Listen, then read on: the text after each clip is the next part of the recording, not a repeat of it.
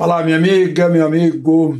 Hora do nosso encontro nesta segunda-feira, 11 de agosto, dia dos cursos de direito, dia do advogado. Eu imagino o quanto estejam sofrendo cursos de direito e advogados ao ler a Constituição e conferir com o que tem sido aplicado no Supremo, né? Desde o julgamento de Dilma, né? E aí recrudescendo há 6 anos, quando começou o inquérito da fake news e tudo mais que a gente está vendo. Bom, eu estou em Porto Alegre. Eu estou aqui no hotel em que eu sempre fico, que é muito bem localizado, é o Hilton Moinhos de Vento, e vim para o lançamento do meu livro, esse aqui que vocês já conhecem, na Livraria Santos, que é bem pertinho aqui do Hotel Hilton, né? Que é uma delícia estar por aqui. Está friozinho, né? Mas a gente se sente bem acolhido. Bom, lembre-se de se inscrever e ao final de deixar o gostei ou não gostei. Vamos então à conversa de hoje.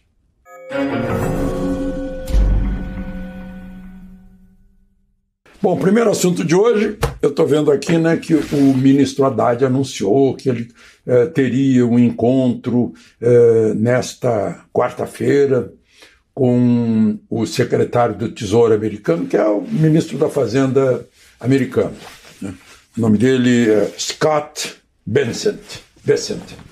Agora, Haddad foi avisado que não tem agenda para ele. Eu até desconfio que o Departamento do Tesouro está... Porque ele que trata da aplicação da lei Magnitsky, né? Talvez esteja ouvindo o Eduardo Bolsonaro e o Paulo Figueiredo, que foram chamados a Washington para conversas. Pode ser que seja isso.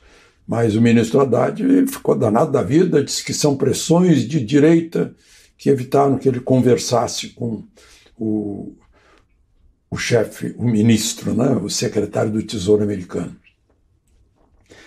Porque o secretário do Tesouro também está com a tarifa de 50% que começou logo ali, né? Já está sendo aplicada no Brasil. Mas qual é a razão, né? Vejam só, uma das razões está nos jornais aí, um levantamento mostrando que 119 pessoas do 8 de janeiro foram condenadas até a 17 anos de prisão por crime coletivo, né? Aquela multidão que foi para a Praça dos Três Poderes e muitos invadiram as sedes dos Três Poderes. 20 pessoas foram condenadas a 14 anos, 10 pessoas a 17 anos, 8 a 13 anos. Meu Deus, isso são penas para homicidas, né? Um foi a 12 anos, depois 70 pessoas a 1 ano. Isso dá troca por trabalhos à comunidade, coisa assim, não dá regime fechado. Mas já cumpriram um regime fechado, certamente. 8 a 2 anos, né, por não obedecerem à tornozeleira. Pois é, aí eu vejo uma coisa aqui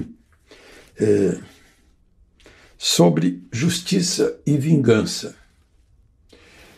Eu vejo aí em compêndios militares e sobre uso da força numa guerra.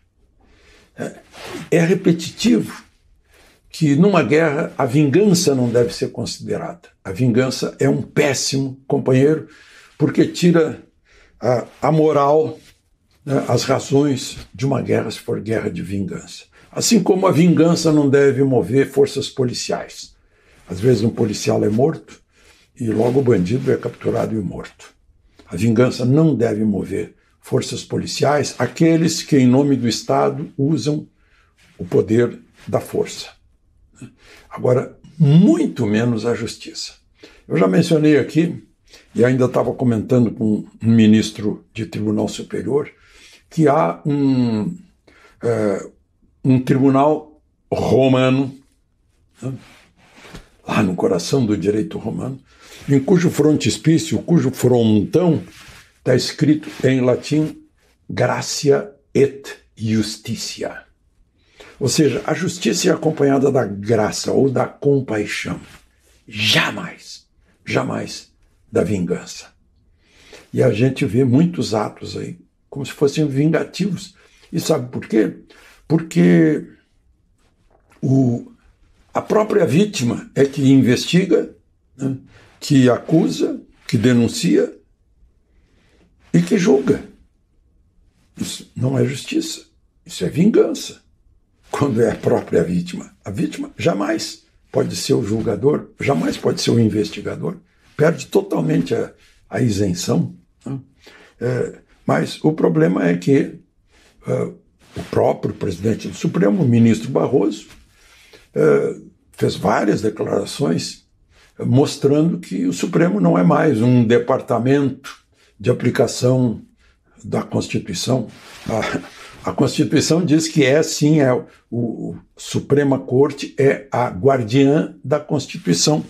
Então aqui as declarações do ministro Barroso. Foi necessário um tribunal independente e atuante para evitar o colapso das instituições. Isso ele disse quando saiu a quebra de vistos, se não me engano, a suspensão de vistos. Como um tribunal atuante. Quem é atuante é o Ministério Público. É a polícia que tem que ser atuante. Mas não o judiciário. Eu estou dizendo isso no dia dos cursos de direito. E um pouquinho antes, em julho, se não me engano, 5 de julho de 2023, ele disse: o judiciário no Brasil vive um vertiginoso processo de ascensão institucional. Deixou de ser um departamento técnico especializado e passou a ser um poder político na vida brasileira. Houve mudança na natureza, no papel, na visibilidade, nas expectativas em relação ao judiciário. Ou seja, o judiciário saiu de sua função constitucional. Desviou-se de sua função constitucional, o topo do judiciário.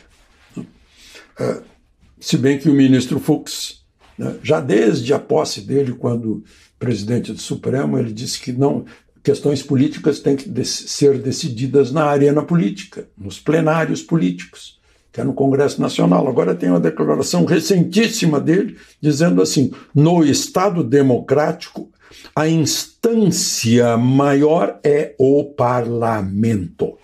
Claro que é. Porque se todo poder emana do povo, a instância maior é o parlamento dos representantes do povo. Não é óbvio? Isso é óbvio, isso é elementar. Né? E, no entanto, quando se quer calar até o parlamento, sem se perguntar se não é o parlamento que representa as aspirações nacionais, né? Por exemplo, é uma aspiração nacional o Brasil afastar-se do Ocidente, onde ele está, da cultura ocidental, que se baseia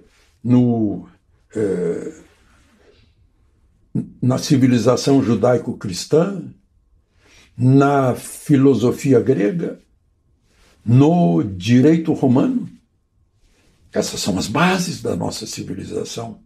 Ou nós vamos lá para o Confúcio, lá para o outro lado do mundo.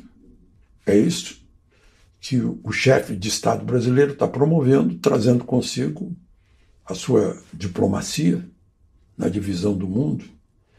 E, obviamente, o presidente da maior potência econômica, científica, militar do planeta estranha que venha a ter uma outra Venezuela no hemisfério sul. Né? Certamente não há de querer isso. Daí as reações que, na verdade, estão defendendo a nossa ocidentalidade. Nós somos da civilização ocidental. Bom, uma outra questão que eu queria abordar, vejam só, a gente está falando aí de Trump. Acabei de falar de Trump. Eu já falei ontem aqui, Trump conseguiu a paz depois de 30 anos de guerra entre a Armênia e a Azerbaijão. Azerbaijão, onde está Baku. Os que estudam a Segunda Guerra sabem muito bem a importância dos campos petrolíferos de Baku. Né? 30 anos de guerra. Trump mediou, levou os dois chefes de Estado para a Casa Branca e lá selaram a paz. E o símbolo dessa paz é uma via, vejam só, chamada TRIP. É o trocadilho, né? Porque TRIP é viagem. TRIP significa Trump Road for International Peace and Prosperity. É a via, a estrada de Trump para a paz e prosperidade, que vai ser administrada por uma empresa americana. E os Estados Unidos oferecem aos dois países, né, meios para manter essa paz e para buscar a prosperidade também. E sabem onde estão esses dois países, né? Fazendo fronteira de um lado aí com o Irã, de outro lado com a Rússia, né? Então, tirando da influência de Putin esses países. Isso depois de ter trabalhado pela paz entre Paquistão e Índia, Tailândia e Camboja, né? E agora vamos ter no Alasca, no dia 15, ou a partir do dia 15, um encontro de Putin e Trump. Então lá os líderes beneficiados com essa paz tentando indicar Trump para Prêmio Nobel da Paz. Será que ele vai conseguir a paz aqui no Brasil também? Paz significa obediência à lei e não aos homens. A lei maior se chama Constituição. De Porto Alegre, Alexandre Garcia.